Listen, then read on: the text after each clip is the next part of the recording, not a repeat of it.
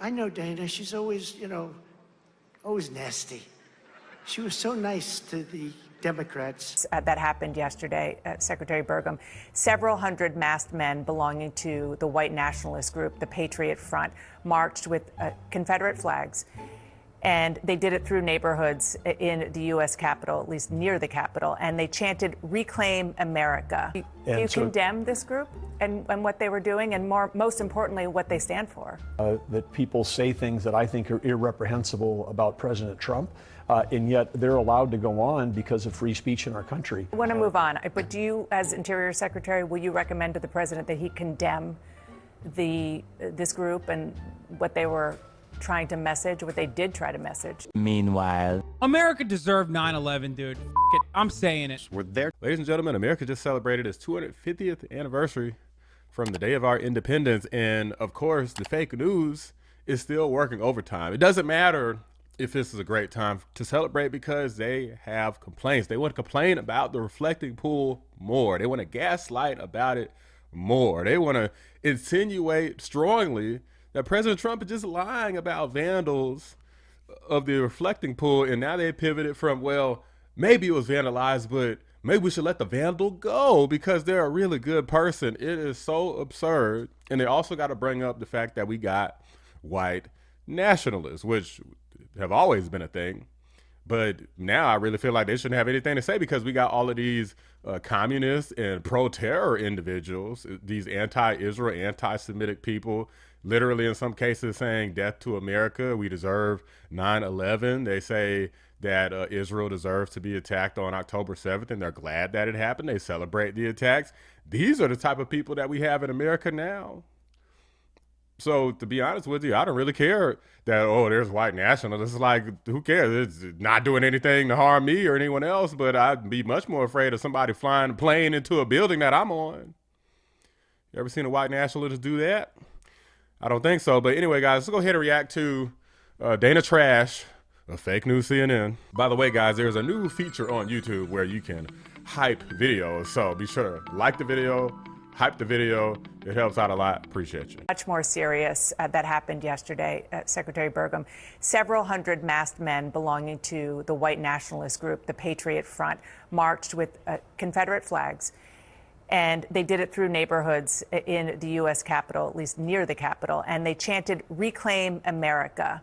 There's a widely circulated photograph, I'm sure you've seen it, taken by Reuters, of an African-American woman on a subway surrounded by members of this group. Are you concerned about this? Well, I think we obviously, when we're celebrating America, we've had an incredible celebration, and this is a kickoff of a celebration year. But we know from our very founding that. Look, name me one white nationalist that claims that they're a white nationalist that's got elected in any of these elections. Name me one. There's a couple communists got elected. Do you condemn this group and what they were doing, and most importantly, what they stand for? Well, I think that certainly what they stand for is nothing that I could possibly agree with, but one of the foundational principles of the United States which makes democracy messy is free speech. And there are plenty of things that I see that I might personally find offensive, irreprehensible. But in America, free speech is allowed, and this is by the whole spectrum of things. I mean, we're a country where someone can run and be elected saying that they're a communist, but yet this is what our nation has stood against and fought for, because we're about life and liberty. We're not about death and tyranny, which we know communism has brought across the country, and across history. So there are plenty of things in history, and those things can pop up. But the good. I want to see these people on the fake news say that they condemn people calling and referring to President Trump as Hitler and Nazis. Well, of course they wouldn't do that because they've referred to him similarly themselves. But I want to see them say that, well, we shouldn't be referring to people as what most of humanity agrees is one of the worst humans in human history. News is these small things, I think, are the rare example. What we saw last night, what we've seen this week, is people unifying around our country, unifying around the flag. I want to move on, but do you, as Interior Secretary, will you recommend to the President that he condemn this group and what they were trying to message what they did try to message here in Washington. Guys, what's the point of, guys, this guy's going to leave office in a couple years, like close to 2 years from now. What's the point of trying to denounce or condemn white nationalists again, something that he's already done countless times? These people want you to do it anytime they bring it up. I condemn. They're going to bring it up again. I condemn it. And then they're going to turn around and say, he never condemned them. They're going to do it anyway. It's pointless at a certain point. Dana, part of my response to that is that there are protests on the mall that people say things that I think are irreprehensible about President Trump, and yet they're allowed to go on because of free speech in our country. And so this is something, but you've seen President Trump. I was with him in North Dakota. I was with him at Mount Rushmore. I was with him white last nationalism. It's, as you said, a part of America's history that still has pockets, but the fact that they were here in Washington on such an important day, I do want to move on. But I do think, again, I mean, there are people that are saying death to Israel and death to America. I mean, this is part of free speech in America. They can say it, we can object to it, but it is like something okay, if you're on the news, you can't pick and choose what you think is important. Well, the people who say death to America and death to Israel or whatever, I mean, that's whatever. I mean, who cares about that? But hey, if you're a white nationalist, then no, we can't have that. Like, come the frick on. Like, nobody supports white nationalists. Obviously, you don't support these freaking pro-terror people. You don't support losers, criminals, idiots, terrorists, whatever. Comes with free speech in America. I want to ask you about the reflecting pool. Because we spoke about a month ago, and the $16 million no-bid contract to renovate the reflecting pool was something you called fantastic, and you certainly defended the expediting contract in order to try to get it fixed in time for July 4th. Now, of course, chunks of paint are peeling off the floor. The algae has returned. What went wrong? Well, the algae is all gone. I mean, that was a momentary thing as it was being refilled. There was algae in the pipes, but the new technology, the nano bubblers that have been installed, if you go down there today and look at it, it is completely clean and clear. And so for the first time, there's actual a solution that involves making sure that we've got an algae-free pond. It keeps being reported that this was paint. It was not paint. This was an industrial liner that was put into the pool for the very first time. Multiple layers, fixing 2.5 miles of expansion. But it peeled off. Why? Why did that happen? Do you know? It didn't peel off. There was vandalism. There was box cutters. There have been 7 arrests. There was people literally trying to destroy part of a monument. The reflecting pool is not just a pool on the mall. It is part of the Lincoln Memorial. And if anybody says that they're going to go and vandalize that, it's no different than if someone was throwing paint. And you're on Lincoln 100% itself. sure that what happened with the liner was vandalism. You can prove it. Oh yeah, absolutely can. And as we drain it, we've got all the photographs we can see. I mean, there's no possible way. Photographs of a person. I don't understand what is with this like a heightened level of skepticism. Like, why is this even a story? You got to be truly desperate, and it shows just how desperate and Trump deranged these lunatics are to like be. This is like an obsession. Like, well, the reflective pool, the Trump investment didn't work. Like, so we got to get on that. Well, Trump says people vandalize it, so we think he's lying. So we just need to just really zero in so we can try to prove it. And they know that they're not going to be able to prove it. They're never able to prove it. And yet here they are trying again, and then when they're proven to look stupid, they're going to turn around and say, well, we don't know why nobody listens to us. Like, these people are insufferable.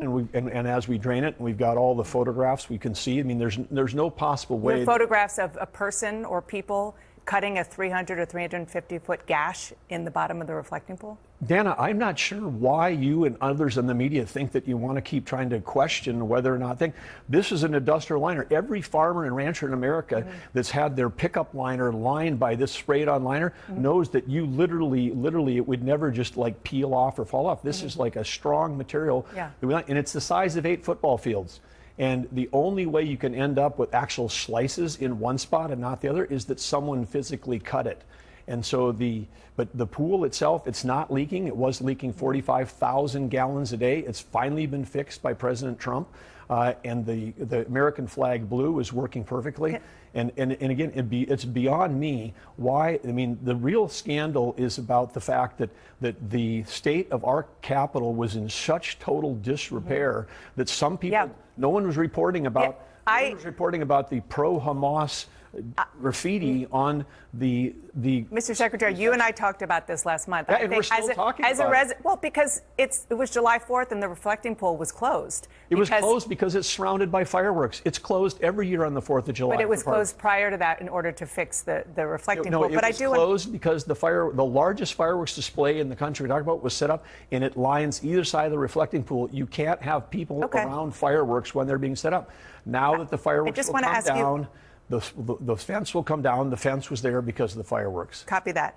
I just want to ask you about one other potential issue. You see how there's like so many just assumptions that these people will go and report on to millions of people, and maybe even billions. Like, who knows how many people? I mean, I guess their viewership went down at CNN, so I guess I don't want to amplify it too much, but they'll sit up here and spin this crazy narrative, talk about this for days, weeks, sometimes even months, with no facts.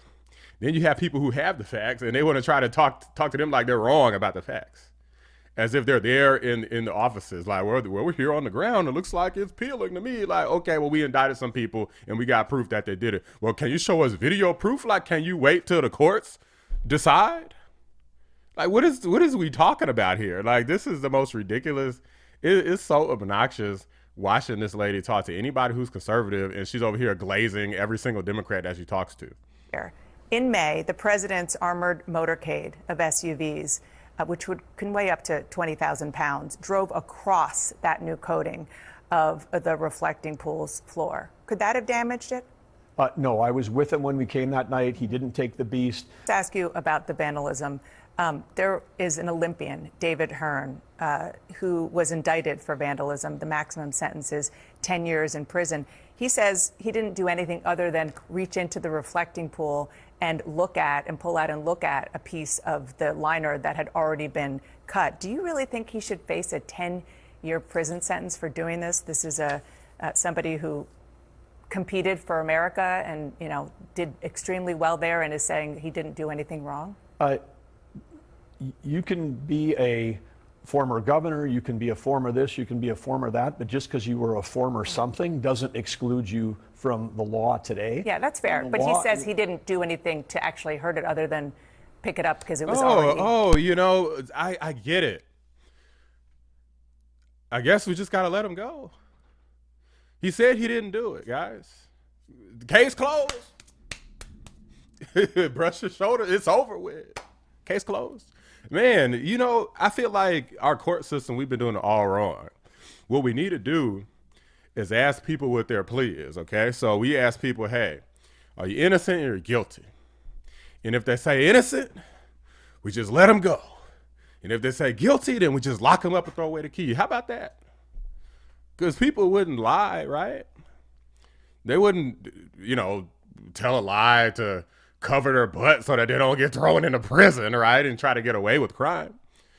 This is one of the stupidest ladies I've ever seen on television. And I mean that. I hope that this lady can see this and realizes this is not just what I think. This is what millions of people think. Like, you're not a respected person on television. Even the likes of freaking fake Tapper is more respected than you, and he's a freaking pin-headed loser too. Dana Bash looks like a freaking fish face. Who the hell married this woman? Peeling. Well, he can say what he wants to say. I wasn't there. I was not an eyewitness. I mean, the courts will decide. But I think the law stands. That is the law that exists, and it should be. Again, if people are, damaging federal government property, if people are defaming our monuments, they should face the consequences of that. So the courts will decide. Secretary Burgum, happy 250. Thank you so much for everything, and appreciate you coming in. after and I appreciate very, it. And very little I would sleep. love to come on sometime and actually talk about the great things going on in America as opposed to this myopic focus on a single one. We restored 48 monuments, 22 fountains, eliminated 1,000 graffiti sites. The Capitol's looking better than ever. And I can't understand why people want to keep talking about I take your point. Doug, it's because they're fake news, Doug. That's what fake news does. I'm going to let you close out here. Beautiful reflecting pool. I take your point, and I think the answer is because the president sets the tone and he talks about it nonstop because he was so proud of it, which is why we're following up on what you did to try to fix it. And he should be proud of it because no one has fixed up our Capitol more than President Trump has during the time he's been here. This lady she sits up here and lies saying, oh, it's because Trump keeps talking about the reflecting pool. Well, he also talks about the great successes all the time. That's literally the thing that he actually talks about the most is his successes, and people hate him for that too. Well, he just thinks he's so great. Like, yeah, he should, because he is. He talks about lowering crime. He talks about how he deported illegal aliens, about how the gas prices are back down. How low the inflation rate is, how high the GDP is, how high the Dow Jones, S&P 500, NASDAQ. He talks about all of this stuff. He talks about bringing jobs back to America, literally trillions with a T in investment. Does the fake news talk about that? No. Dana Trash sit up here and lied. There's a reason why I call her Dana Trash. It's not just because I'm trying to be quippy and catchy. It's because she's a freaking trash fake news loser. I'm tired of hearing these people make up these stupid, ridiculous excuses. We know that every single time one of these losers either gets fired from their job or quits their job, then they start some left-wing hack podcast. Look at Jim Acosta, CNN, Don Lemon, CNN. These people are pathetic, guys, and they try to pretend, oh, I'm not a Democrat. Of course you are.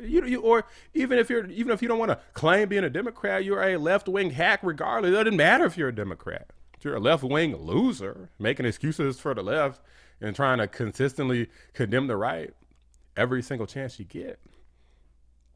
And Doug Burgum made you look like a fool out here because I guarantee you Americans don't give a crap about no stupid reflecting pool. They care about their money that's in their pocket, what type of life that they can live. And to pretend as though, well, Trump keeps talking about that, but he doesn't talk about everything else. And Americans living well is just a bold-faced lie. That's why he got elected. And y'all's golden girl, Kamala Harris, got her freaking butt kicked. But these are just my thoughts, guys. Let me know what you guys think. Drop a like on the video. Subscribe to the channel if you're new. I appreciate you guys watching. I'm out. Shout out to my members, patrons, and fellow anomalies. Cyber Noodle, 655, The Great, Bella Scott, Carpentier John, and Pinecone 6. I appreciate you guys every single day. Can you just be specific? How much are you willing to put down in order to put up new ads? We'll have over 100 million in. I'm willing to invest more than that. Like how much?